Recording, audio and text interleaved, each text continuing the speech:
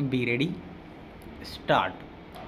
सभापती महोदय, महाराष्ट्राच्या सामाजिक जाणीवेच्या अंतरंगातून ज्या काही अनिष्ट प्रथा वर्षानुवर्षे सुरू होत्या त्यांचा नायनाट करण्यासाठी एक अतिशय महत्त्वाची अशी उपाययोजना म्हणजेच देवदासी अर्पण करण्याची प्रथा कायमची नष्ट व्हावी या उद्देशाने शासन काम करीत आहे. देवदासी प्रथा नष्ट करण्याच्या अनुषंगाने मांडण्यात आलेल्या विधेयकावर बहुतांश सन्माननीय सदस्यांनी आपले विचार या ठिकाणी मांडले आहेत. शासनाला जे काम निश्चित करायचे आहे किंवा शासनाच्या धोरणाला अनुसरून आवश्यक ती कायदेप्रणाली करणे अपेक्षित आहे ती करण्याचा प्राथमिक प्रयत्न शासन या निमित्ताने करीत आहे.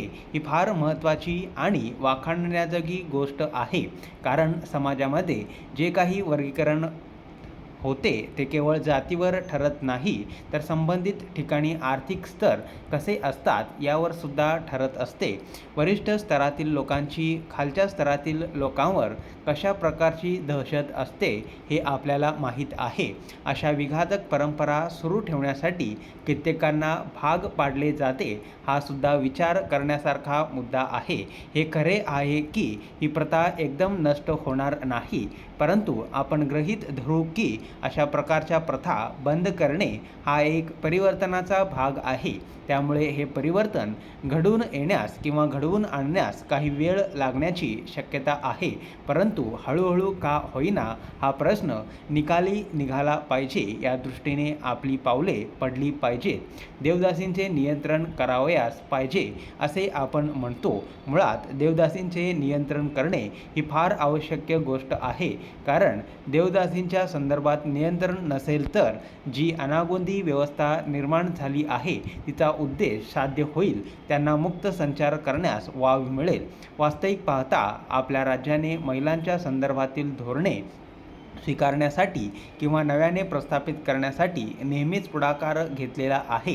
देवदासींचे प्रश्न महिलांशी निगडीत आहे. या महिलांच्या प्रश्नाशी आपल्या समाज व्यवस्थेचे आणि शासन यंत्रणेचे एक वेगळे नाते निश्चितपणे प्रस्थापित करता येणार आहे.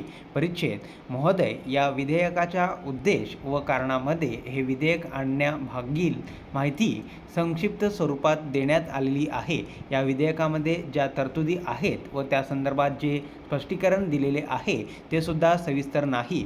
वास्तविक पाहता एखादी अनिष्ट प्रथा ज्यावेळी नष्ट करण्यात येते त्यावेळी त्या संदर्भातील मुद्देसूद स्पष्टीकरण किमान पक्षी विधेयकाच्या उद्देश व कारणामध्ये नमूद करणे नितांत गरजेचे आहे.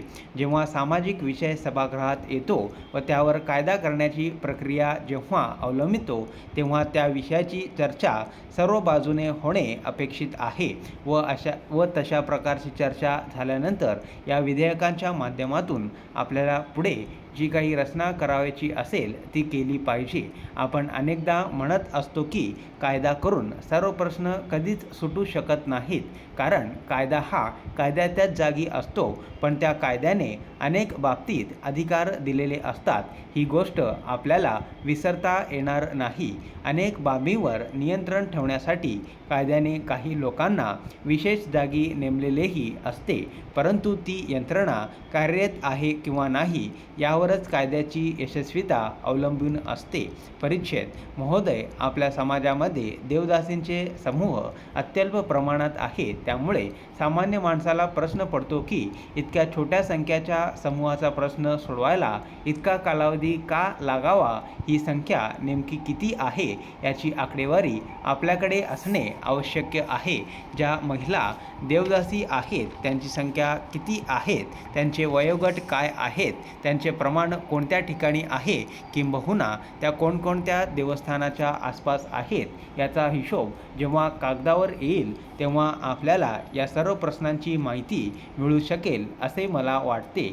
या सर्व प्रश्नांची माहिती जाणून घेण्यासाठी किंवा अशा अनिष्ट प्रथेवर नियंत्रण आणण्यासाठी आपण अनेक यंत्रणा निर्माण केलेल्या आहेत.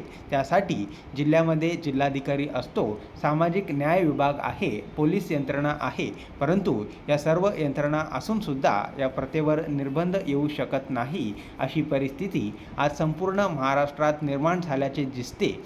हे खरे आहे की शासनाला देवदासीची प्रथा संपूर्णपणे नाहीशी करावयाची आहे. स्टॉप.